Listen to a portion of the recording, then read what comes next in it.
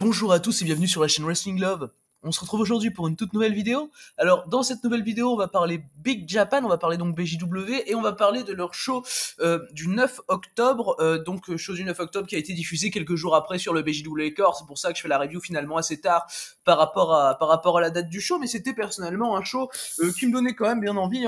On a fait notamment le gros match, le seul match de titre du show, c'était Drew Parker qui défendait le titre Game Changer Wrestling Ultra Violent contre Akira Yodo. On rappelle Drew Parker qui avait pris le titre Ultra Violent à Alex Colon lors de son passage aux US lors du week-end de Homecoming, et là du coup maintenant il défend le titre au Japon, et du coup le Parker Yodo me hypait bien, même si bon c'était évidemment pas le match qui m'a hypé le plus du show. Personnellement c'était le Sekimoto Nakanoue et Okabayashi contre Yuya Oki et les Astronauts qui m'a hypé le plus, même si c'était de l'undercard. On reste sur un gros match strong, donc évidemment ça me donne bien envie, surtout que je suis pas spécialement la personne qui accroche le plus au deathmatch japonais, même si j'ai clairement une meilleure expérience avec BJW qu'avec Freedoms, et ça de toute façon on pourra le voir au cours du show. Du coup on va pouvoir donc commencer la review de ce show BJW du 9 octobre, qui était le show, du coup j'ai pas dit le nom complet du show, mais c'était le show BJW Dainichi Black Company L October Series Round 2. Donc voilà, c'est un nom de show assez long, comme assez souvent avec BJW. Donc voilà, je dirais BJW du 9 octobre évidemment. Et du coup l'opener de ce show, c'était un tag team match avec Kazumi Kikuta et Kazumasa Yoshida qui affrontaient Takuo Kato et Daichi Hashimoto. Donc évidemment on a la présence de Kikuta et Hashimoto, donc on a eu des gros strikes. Les échanges étaient plus concentrés sur Kikuta contre Kato et Hashimoto contre Kazumasa Yoshida, ce qui en soi m'a pas dérangé, même si j'aurais bien aimé quand même voir plus d'échanges entre Daichi Hashimoto et Kazumi Kikuta, évidemment vu le talent des deux. Kikuta il met des gros chops là avec la paume de main là dans le torse de Takuo Kato. C'était vraiment violent sur le début du match. Derrière c'est plus Daichi Hashimoto qui va prendre le contrôle. Juste avant la fin, à un moment il va mettre un gros kick sur Kazumasa Yoshida qui était assis au sol. C'était vraiment violent, et j'ai trouvé hyper impactant ce kick d'ailleurs, et c'est pour ça que je le mentionne en particulier, parce que putain franchement t'as Hashimoto qui met le kick et je fais waouh, ah ouais quand même. Et non, pour un opener le match a super bien fait le taf à mes yeux. J'ai mis 3,25, j'étais quand même pas loin du 3,5. Voilà, c'est 8 bonnes minutes de catch, victoire d'Hashimoto et de Takuo Kato qui me paraît assez logique à titre personnel, sachant qu'il y a Daichi Hashimoto dans le match, qui est champion tag team on le rappelle aux côtés d'Hideyoshi Kamitani pardon. Et non franchement personnellement j'ai passé un bon moment devant cet opener. Voilà, c'est pas un match incroyable, voilà, mais évidemment vu la place dans la carte ça fait très bien son taf, et donc voilà j'ai mis 3,25. Du coup voilà, donc par rapport à ce match on va pouvoir désormais passer au deuxième match de la carte. Le deuxième match de la carte, c'était là aussi un tag team match avec Kazuki Hashimoto et Kosuke Sato qui affrontaient Kota Sekifuda et Tatsuhiko Yoshino, sachant que Kota Sekifuda est l'actuel champion BJW Junior Heavyweight. Le match a du coup duré un peu plus d'1 minute, victoire de Sekifuda et de Tatsuhiko Yoshino, qui m'a paru assez logique personnellement, vu comme j'ai dit que Sekifuda est champion junior. C'est d'ailleurs lui qui prend la victoire. Sekifuda, le mec est super fort, franchement à chaque fois que je vois un match de lui il m'impressionne, il a des très bons échanges que ce soit avec Hashimoto ou avec Kosuke Sato d'ailleurs, même si je pense que je préfère quand même Kosuke Sato à Kazuki Hashimoto. Le match était voilà très sympa à suivre tout le long, c'était pas trop long, c'était un match assez intéressant pour de l'undercard. Sekifuda il a des dropkicks qui sont magnifiques je trouve. Non franchement il fait très très bien son taf, et voilà ça continue très bien le show.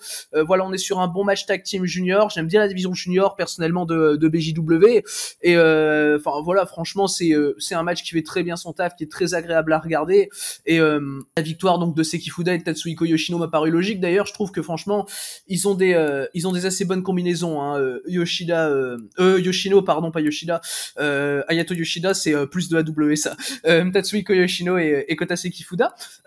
Du coup voilà, donc par rapport à ce match auquel j'ai mis du coup la note de 3,25, on va pouvoir désormais passer au troisième match de la carte. Et le troisième match de la carte, c'était du coup le match qui m'a hypé le plus de ce show. C'était un six-man tag team match avec d'un côté les Astronauts, donc Fuminori Abe et le champion BJW Strong Heavyweight Takuya Nomura, qui faisait équipe avec Yuya Aoki pour affronter Yasufumi Nakanoue, Daisuke Sekimoto et Yuji Okabayashi, donc Sekimoto et Okabayashi qui forment, on le rappelle, Strong BG. Le match dure un peu plus de 9 minutes, victoire de Sekimoto, Nakanoue et Okabayashi. C'est Sekimoto qui va faire le tomber sur Yuya Aoki, ce qui me paraît plutôt logique personnellement, sachant que Sekimoto va va très bientôt challenger Takuya Nomura, hein, pour le titre Strong Heavyweight, et du coup Sekimoto continue de prendre du momentum, sachant qu'il a déjà pin Takuya Nomura lors du show du 5 octobre, et là c'est Yuya Aoki qui se prend assez logiquement le pin. Le match était très très bon, personnellement c'est mon deuxième match préféré du show, et j'ai mis la note de 3,75. Alors déjà, mes échanges préférés du match, c'est les échanges Yuji Okabayashi, Fuminori Abe, et je veux un match, un contrat entre les deux. T'as Okabayashi, les mecs vont à l'extérieur du ring, t'as Okabayashi qui continue de mettre des chops, t'as Abe qui met des grosses claques sur Okabayashi, t'as même un moment Sekimoto qui passe, et du coup t'as Abe qui en profite pour mettre une grosse claque dans le dos de Sekimoto va un peu se révolter avec Okabayashi. Enfin voilà, il y a quelques moments comme ça qui étaient vraiment hyper bien, mais ouais, les échanges Okabayashi-Abe, à chaque fois qu'il y en a, c'est hyper impactant, pardon, je vais y arriver. C'est un plaisir à voir. Les échanges Nakanoue-Aoki sont aussi vraiment très très bons. T'en as dès le début du match, dès le début du match, tu vas surtout avoir Okabayashi et Fuminori Abe, hein, comme j'ai dit, mais Nakanoue et Aoki vont également avoir quelques échanges assez intéressants. Nomura et Sekimoto vont avoir également quelques échanges assez impactants. Voilà, Nomura, il hésite pas à foutre des gros coups d'avant-bras, Sekimoto met des gros chops. Enfin voilà, c'est vraiment un plaisir à voir. L'échange de fin entre Sekimoto et Aoki est aussi vraiment très très bon, très strong évidemment. Enfin voilà, c'est le match qui montre pourquoi j'adore la division strong de BJW, hein. Franchement, ça dure quoi, 9 minutes? Ça dure un peu plus de 9 minutes, et franchement le match s'arrête pas, ça fout des grosses claques dans la gueule. Enfin c'est vraiment super, je trouve, personnellement, ce genre de match. C'est un six-man qui est extrêmement vivant. Sekimoto remporte le match en faisant une grosse German suplex sur Yuya Aoki. Voilà, c'est le finish de Sekimoto. C'était assez bien amené, c'était très qualitatif. Enfin voilà, très clairement, il y a rien à redire sur ce match. J'ai mis 3,75 parce que globalement, il y a rien de vraiment incroyable, mais ça fait tellement bien le taf, il y a tellement de bons échanges que moi je suis absorbé par la qualité du match, et c'est vraiment super à voir. La victoire de Sekimoto est donc assez logique, et personnellement j'ai une énorme hype, hein, pour le Sekimoto contre Takuya Nomura, qui se déroulera du coup lors du show BJW au Korakuen du 18 octobre. D'ailleurs, ce show là également était au Korakuen, hein, je l'ai pas encore précisé, mais évidemment voilà, quand on voit déjà Strong BJ et Nakanoue contre Astronauts et Yuya Aoki, on s'attend à un très bon match strong. On a un très très bon match strong, donc comme j'ai dit, voilà, c'est le deuxième meilleur match du show, même si bon, je m'attendais quand même à ce que ce soit le meilleur match du show. Il y a un match qui l'a battu, hein, avec, à ma plus grande surprise d'ailleurs. Du coup voilà, donc par rapport à ce match, avec du coup la note que j'ai mise qui est de 3,75, du coup on va pouvoir désormais passer au prochain match de la carte, et c'est là où on va commencer la partie deathmatch, hein, de ce show BJW du 9 octobre. La partie deathmatch a donc commencé avec un three-way match entre Abdullah Kobayashi, Shunma Katsumata et Kankuro Oshino. Le match a duré un peu plus de 9 minutes, victoire d'Abdullah Kobayashi, qui m'a personnellement pas surpris des masses, hein, non plus la victoire de Kobayashi, mais le match était très clairement pas ouf, hein. Voilà, personnellement j'ai mis 2,5, c'est de loin le moins bon match du show, et ce qui en soit pas étonnant quand on est sur un match d'Abdullah Kobayashi. Ces séquences avec Kankuro Oshino étaient vraiment pas ouf, voilà. Au début déjà ils essayaient de construire un peu des trucs, mais genre littéralement, t'as des chaises empilées sur les autres, enfin voilà, c'est un peu, limite ça essaye pas spécialement de catcher des masses. Voilà, personnellement le match je l'ai trouvé assez chiant pour ce que c'était. Voilà, en plus ça a duré quasiment 10 minutes, hein, et tu vois la différence entre un match de 10 minutes avec Strong BJ et les Astronautes, c'est un match de 10 minutes avec Abdullah Kobayashi, quoi. Disons que la différence est quand même assez flagrante, et c'est pour ça d'ailleurs que j'ai mis 2,5, aussi short d'un super match, donc voilà, ça joue également un peu. Le match était clairement là pour caser Kankuro Oshino quelque part dans la carte, hein, sachant qu'Akira Yodo, donc son partenaire par équipe, était dans le main event déjà dans un 1 contre 1 contre Drew Parker, donc forcément Oshino il avait un peu rien, sachant qu'il avait pas Yodo avec lui, donc ils l'ont mis comme ça, ils l'ont casé avec Kobayashi et Katsumata. Ça donnait un freeway qui était en soi pas dégueulasse, mais vraiment pas intéressant à mes yeux. La victoire de Kobayashi, personnellement je trouve ça assez dommage quand tu pouvais faire gagner Kankuro Oshino, ce qui est pour moi un peu plus prioritaire de faire gagner Kankuro Oshino que Yuji Okabayashi, même si en soi je suis pas le plus grand fan de Kankuro Oshino, et je conçois parfaitement que ce soit pas le mec le mieux booké chez BJW, hein. Mais voilà, personnellement j'aurais quand même préféré le voir gagner. Après bon, Kankuro Oshino, il a l'âge de Kobayashi, quoi. Ils ont tous les deux à peu près 45 ans, 45 ans, donc voilà, à la limite faites gagner Katsumata, tu vois, limite Katsumata il y a un peu plus à développer, même si le mec est signé chez DDT. Il a quand même fait pas mal de piges, hein, chez BJW, notamment, je crois qu'il avait fait la Tag League notamment l'année dernière. Enfin voilà, il y a quand même pas mal de petites choses à faire avec lui, mais en soi le match n'était pas mauvais, encore une fois, c'était juste vraiment très moyen et pas spécialement intéressant tout le long, donc voilà, c'est 2,5 pour ma part. Du coup, voilà donc par rapport à ce match donc remporté par Abdullah Kobayashi, on va pouvoir désormais passer au prochain match de la carte. Le prochain match de la carte, c'était un six-man tag team match avec comme stipulation un Fluorescent Light Tubes Deathmatch.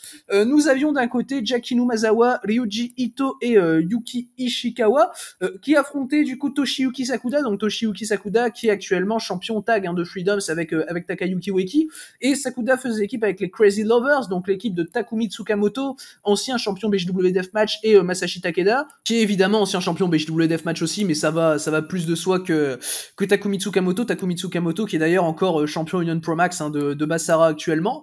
Le match a du coup duré un peu plus de 11 minutes, victoire de Takeda, Sakuda et Toshiyuki et Tsukamoto, pardon, j'allais dire deux fois Sakuda.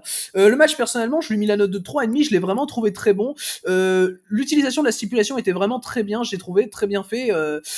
Voilà, des bons spots avec des light tubes, hein, voilà, le rythme était assez bon également du match, et pour le coup, Jackie Numazawa, je trouve qu'il a pas fait tâche dans le match, alors que d'habitude, Jackie Numazawa, c'est vraiment un deathmatcher avec lequel j'ai quand même beaucoup de mal dans la plupart des matchs que j'ai pu voir de lui, et là je trouve qu'il a pas spécialement descendu le match de quelconque façon, donc ça m'a déjà fait plaisir. Les échanges Takeda Yuki Ishikawa sont vraiment super, les mecs ils vont bien, sans tu vois ça reste quand même dans le catch à proprement parler, tu vois, et c'est vraiment très bien fait, j'ai trouvé.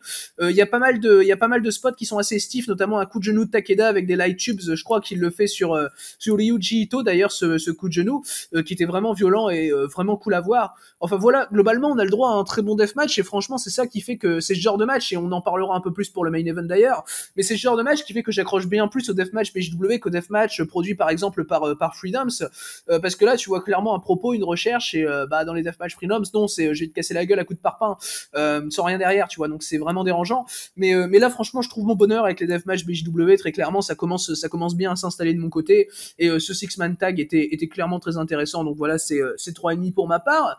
Du coup voilà donc par rapport à ce match, on va pouvoir désormais passer au pré-main event du coup de ce show BJW donc du 9 octobre. Le pré-main event du coup c'était un Barbed Wire High Team Deathmatch avec d'un côté Isami Kodaka et Yuko Miyamoto qui affrontaient du coup Masaya Takahashi et Hideyoshi Kamitani qui, on le rappelle, le prochain challenger de Yuko Miyamoto pour le titre BJW Deathmatch. Ça aura lieu le 18 octobre. Du coup évidemment on a des très bons échanges entre Hideyoshi Kamitani et Yuko Miyamoto, ce qui va de soi. Kamitani franchement a été très bon, voilà, il a un très bon teamwork avec Masaya Takahashi, j'ai trouvé, même si bon évidemment ça reste pas aussi bon que le teamwork que peut avoir Kamitani avec Daichi Hashimoto, hein. Et bon, c'est quand même assez logique, on parle quand même des champions tag, hein, Kamitani et Hashimoto. Et du coup pour revenir à ce match par équipe, il était vraiment très très quali, très très sympa à voir. Bon voilà, je vais pas spécialement monter au-dessus de 3,25 parce qu'on n'est pas non plus sur le plus lourd des propos ou quoi que ce soit, mais franchement Hideyoshi Kamitani et Yuko Miyamoto ont eu, comme j'ai dit, des assez bons échanges. On a un bon teamwork de la part des deux équipes de toute manière. Masaya Takahashi, du peu que j'avais vu en deathmatch, déjà ça m'intéressait. Il y a notamment un match que j'aime beaucoup contre Masashi Takeda, il me semble que c'est en 2018, d'ailleurs je crois que c'est probablement mon deathmatch préféré, hein, de Masashi Takeda, je sais plus exactement ce que c'était, je crois que c'était le match qu'il y avait eu au Ryogokukan, donc en fin 2018, en novembre 2018, et j'avais vraiment adoré le match. Donc personnellement, voilà, j'ai quand même bien aimé le work de Takahashi, qui a des bons échanges, que ce soit avec Kodaka ou Miyamoto. Kodaka, pareil, c'est un catcher deathmatch auquel j'arrive bien à accrocher. Donc voilà, dans son ensemble, on a un bon petit match qui aurait pu peut-être être un peu moins long, mais bon, en soi, je comprends la longueur du match, qui est quand même de 12 minutes, donc c'est pas hyper long non plus, hein, sachant que c'est vraiment la dernière confrontation entre Kamitani et Yuko Miyamoto juste avant leur match de titre BJW Deathmatch Heavyweight le 18 octobre. Donc voilà, ça se comprend parfaitement et ça reste un bon match. Donc voilà, c'est 3,25 pour ma part. Du coup voilà, donc par rapport à ce match, on va pouvoir désormais passer au main event du coup de ce show BJW. Le main event, c'était donc, comme je l'ai annoncé en tout début de vidéo, le match pour le championnat GCW Ultra Violent, donc de Game Changer Wrestling. C'était Drew Parker qui défendait le titre du coup contre Akira Yodo. Drew Parker qui effectuait du coup sa deuxième défense de titre après avoir défendu déjà contre Yuki Ishikawa fin septembre dans un match que j'ai malheureusement pas pu voir, mais qui aurait pu être très cool à voir. Enfin voilà. Et du coup pour revenir à ce Parker Yodo, c'était quand quand même un match qui m'a hypé bien personnellement, et il se trouve que ça a été le meilleur match du show, hein, le Parker Yodo.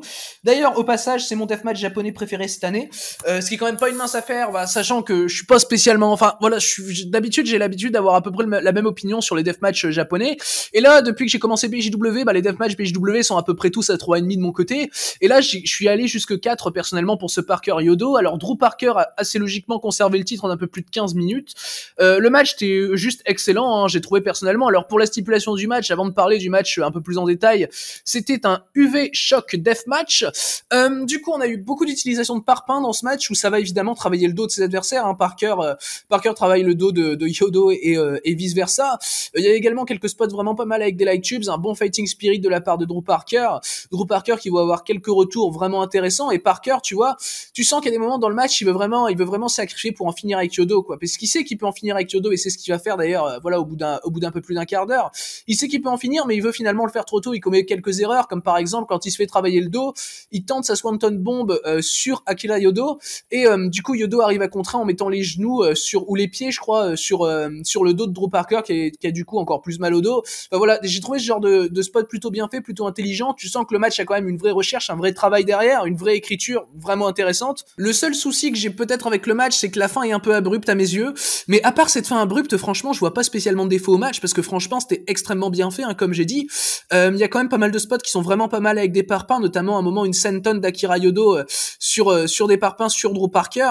Enfin voilà, tu sens que les deux mecs ils vont à fond. Enfin, vraiment, j'ai trouvé l'atmosphère tout autour du match vraiment très bien, les spots bien amenés. Voilà, c'est vraiment un plaisir ce match. Personnellement, j'aime beaucoup Drew Parker, j'aime beaucoup les deathmatchs qu'il a pu faire jusque maintenant de ce que j'ai pu voir.